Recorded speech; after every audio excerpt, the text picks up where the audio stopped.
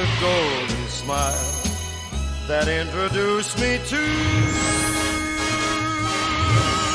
the days of wine and roses and you.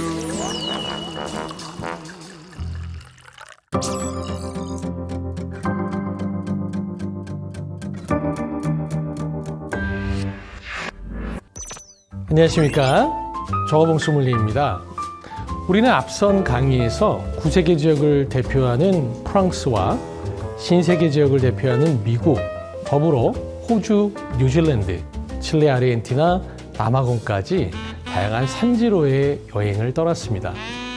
오늘 이 시간은 와인에 얽혀있는 다양한 이야기와 와인 역사의 시발점을 알렸던 이태리로 떠나는 와인 여행을 함께 가보도록 하겠습니다.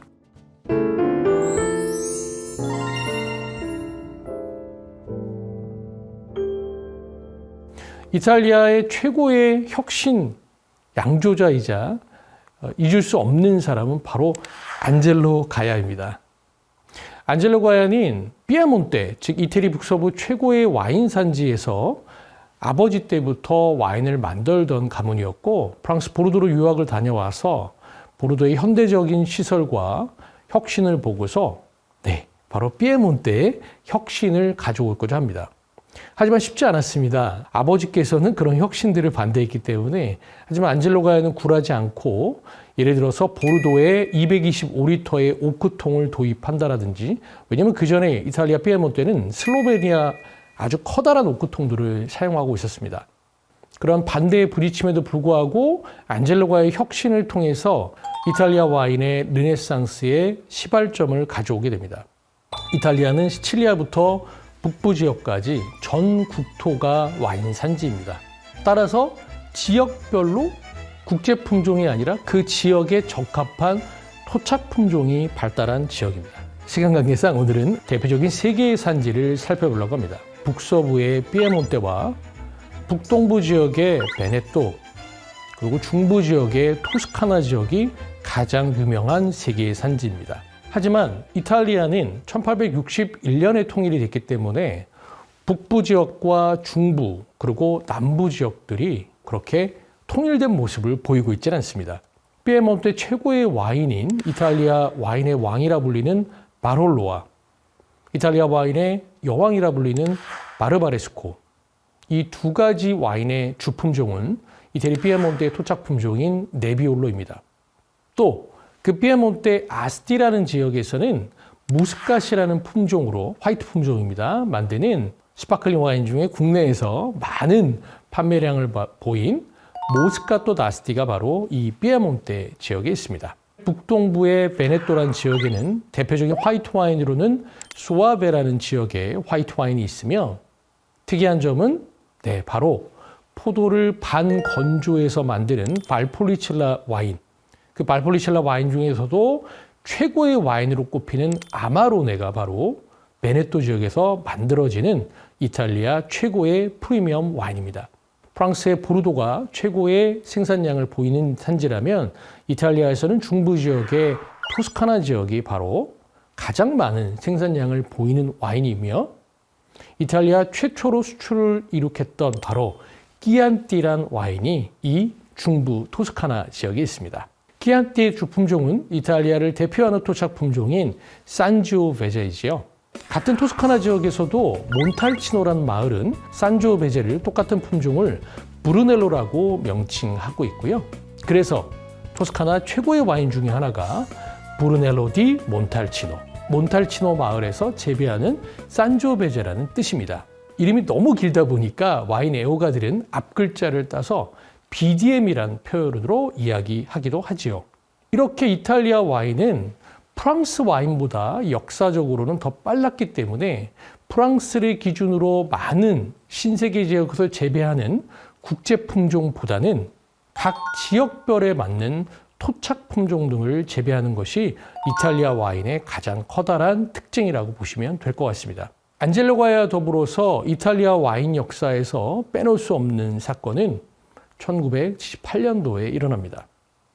토스카나 지역의 많은 혁신 생산자들은 왜 우리는 산지오베제를 가지고서 끼안띠와 같은 어떤 중급 정도의 와인만을 만드는 것이냐. 프랑스의 보르도의 1등급 와인으로 혹은 5등급까지 해서 그랑크루 와인들은 정말 높은 프리미엄 와인 시장의 대명사였거든요. 그래서 몇몇 생산자들은 중부 지역에서 볼게리라는 해안가로 가서 혁신을 시작하게 됩니다.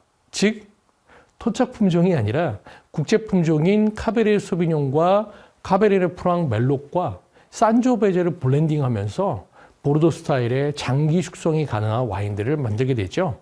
하지만 정부는 반대했습니다. 그래서 이탈리아 4개의 와인 등급 중에 슈퍼 토스카나의 효시로 불렸던 사시카이아는 가장 낮은 등급인 비노다 따볼라라는 등급을 받게 되죠. 하지만 놀랍게도 영국에서 있었던 전 세계 최고의 와인 컴피티션에서 1978년도에 사시카이아가 레드와인 최고의 상을 받게 됩니다. 그 뒤로 많은 생산자들이 사시카이아의 뒤를 따라서 와인 스펙테이터 100대 와인의 2000년에 1등을 거머쥐었던 솔라이아와 2001년도에 1등을 바로 거머쥐었던 오르날라이아까지. 결과적으로 이태리는 1960년 이후로 많은 혁신을 가져왔기 때문에 이제 프랑스의 보르도의 그랑크루 와인들과 어깨를 나란히 하는 전 세계 와인 애호가들에게는 하나의 프리미엄 와인으로 자리매김하였습니다.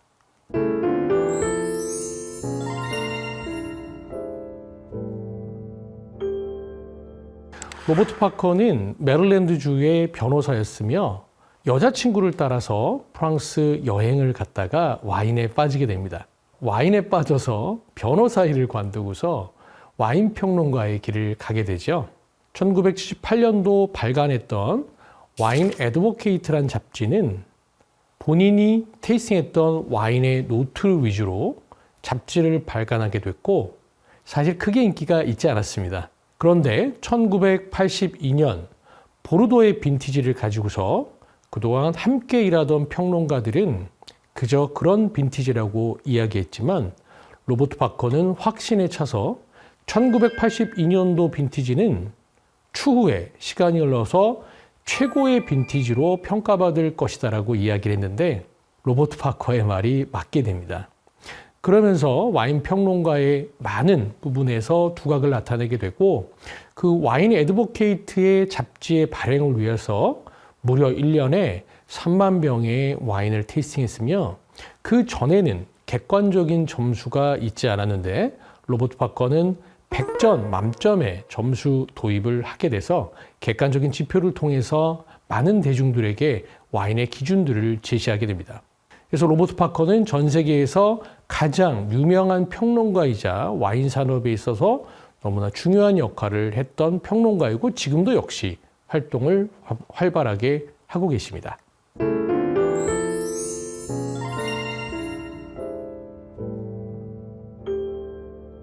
국내에서 가장 인기가 많은 와인, 어떤 와인이죠? 네, 바로 칠레 와인입니다. 칠레는 앞서서 와인 산지를 설명드리면서 이야기 드렸지만 보르도의 유명한 와인 명가들이 칠레에 많은 합작을 하게 됩니다. 합작을 했다는 얘기는 프랑스의 아주 선진된 와인을 만드는 노하우들이 칠레의 산지와 잘 결합해서 규모의 경제를 이루게 됩니다. 즉 어떤 특정한 브랜드를 하나 만들어서 그 브랜드 안에서의 가격 포트폴리오를 여러 가지를 끌고 갈 수 있었습니다. 예를 들어서 국내에서 가장 인기가 많은 M사의 와인을 들게 되면 브랜드는 하나지만 내가 오늘 편하게 집에서 삼겹살을 먹으면서 데일리 와인을 먹어야겠다. 한 10,000원대의 브랜드의 와인도 있고 오늘은 내가 좀 중요한 날이어서 가족들이 축하를 하기 위해서 한 30,000원대의 와인을 마셔야겠다라는 일이 있을 수 있고요. 중요한 비즈니스를 앞두거나 오늘은 내가 10만 원 이상의 와인을 마셔야겠다라고 한다면 그것이 다 한 브랜드 내에서 다 커버가 가능했기 때문에 국내에서는 하나의 브랜드를 인지하셨던 많은 소비자들께서 이런 칠레 와인을 많이 선호했던 것 같습니다. 그리고 더불어서 2004년도에 FTA를 가장 먼저 맺은 나라였기 때문에 FTA를 통해서 15%의 관세가 철폐되면서 가장 합리적인 가격의 수입 원가를 가진 나라이기도 합니다. 그러다 보니까 가성비 면에서 국내에서 거의 10년 가까이 가장 많은 와인을 수입하고 있는 나라인 것 같고 한국인들이 칠레 와인을 참 좋아하시는 것 같습니다.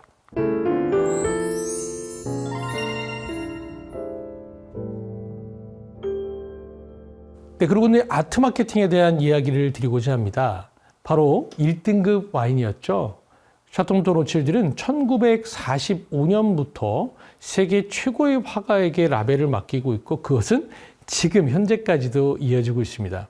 1958년도에 살바도르 달리, 1970년에 마르크 샤갈, 1975년 앤디 워홀, 1990년 프란시스 베이컨, 드디어 2013년도에는 우리나라 화백인 이호환 화백께서 라벨을 그리셨습니다. 그러다 보니까 이것은 단순히 와인뿐만 아니라 예술적인 가치까지 더해져서 1945년부터 2012년도까지의 이 샤토모토 로칠드의 한 병씩의 컬렉션이 역대 최고의 가격인 홍콩의 2015년 경매 역사상 48억에 낙찰되었으며 그 48억이란 가격은 한 병씩 나누게 되면 무려 7,200만 원이라는 역대 기네스북 최고의 경매가를 이 샤토모토 로칠드가 아트 마케팅을 통해서 이루어낸 결과인 것 같습니다.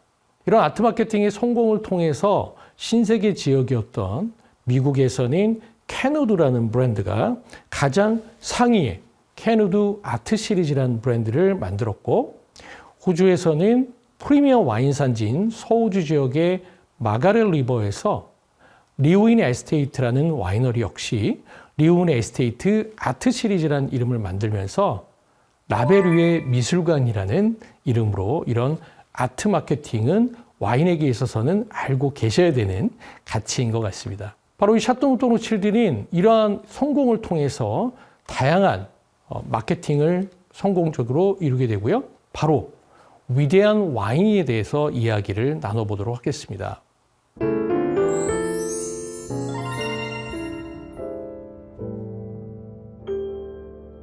위대한 와인이란 무엇인가? 저의 주관적인 얘기보다는 앞서 소개시켜드렸던 전 세계 최고의 와인 평론가였던 로버트 파커의 이야기를 빌리도록 하겠습니다. 로버트 파커의 역작인 The Greatest Wine Estate라는 책은 로버트 파커 입장에서 각 나라의 최고의 와인 선지를 직접 본인이 가서 테이스팅도 한 테이스팅 노트와 많은 전 세계 와이너리들을 소개하고 있습니다. 그래서 이 책의 서문에 로버트 파커가 이렇게 이야기합니다. 위대한 와인이란 무엇인가? 이것은 굉장히 주관적인 판단 아닌가? 하지만 그럼에도 불구하고 대다수의 예술 작품에 우리가 딴지를 걸 수 없는 것처럼 몇몇 위대한 와인에도 어떠한 주관적인 의견이 포함되지 않는다는 표현을 하는데요. 무슨 얘기냐면 우리가 위대한 화가였던 피카소와 영혼까지 자기의 그림에 담았던 자화상의 대가인 렘브란트, 이런 앞선 화가들이 위대한 화가가 아니라고 딴지를 걸 수 없는 것처럼 또 위대한 음악가였던 모차르트와 최고의 밴드였던 비틀즈 역시 누구도 그들이 위대한 음악가가 아니었다고 딴지를 걸 수 없는 것처럼 와인 세계에도 1945년과 82년도에 샤토모토 로칠드, 1947년 생테밀리옹 최고 와인이었던 샤토 슈발블랑, 1947년 프랑스 포모롤 최고의 와인인 빼뚜루스, 그리고 1등급 와인 중에 강건한 스타일의 61년 라뚜루, 앞선 위대한 예술가들에게 누구도 딴지를 걸 수 없는 것처럼 이 와인들이 위대한 와인이라는 것에 대해서는 아무도 딴지를 걸 수 없다는 것이죠. 그래서 이런 위대한 와인들의 특징들을 이야기하면서 오늘 5번째 와인 강의를 마무리하고자 합니다. 첫 번째로는 미각과 지적 호기심을 동시에 만족시킬 수 있어야 합니다. 두 번째로는 시음자의 관심을 끌 수 있어야 합니다. 세 번째, 지나치지 않으면서도 강렬한 향기와 풍미를 가져야 합니다. 네 번째, 마실수록 맛이 더욱 좋아진다는 표현은 이 와인이 공기랑 접촉하면서 본인이 가지고 있는 복합미와 본인이 가지고 있는 다양한 향기들을 발산시키겠죠. 그러다 보니까 이런 위대한 와인들은 숙성, 에이징을 통해서 시간이 지나면서 진화하게 됩니다. 여섯 번째로는 독창적인 개성을 표현합니다. 첫 강에 말씀드렸던 때루아의 개념을 기억하시죠? 때루아라는 것은 그 포도만이 가지고 있는 바람의 방향, 습도, 햇빛, 온도, 기타 모든 복합적인 개념을 때루아라고 표현했습니다. 즉, 위대한 와인은 그 와인을 만들기 위해 재배됐던 포도의 때루아를 표현하기 때문에 그것이 바로 독창적인 개성을 표현하게 되는 것 같습니다. 이어지는 일곱 번째, 탄생한 땅의 특성을 반영한다. 즉, 이런 위대한 와인들은 이런 공통적인 분모를 통해서 저희가 위대한 와인이라고 이야기할 수 있을 것 같습니다. 네, 이어지는 6강에서는 앞서서 이야기 나누었던 다양한 산지와 포도의 품종, 이런 이론적인 부분을 넘어서서 실제 비즈니스 현장, 레스토랑 현장에서 어떻게 와인을 주문하고 어떻게 와인을 표현해야 되는지 만나보도록 하겠습니다. 감사합니다.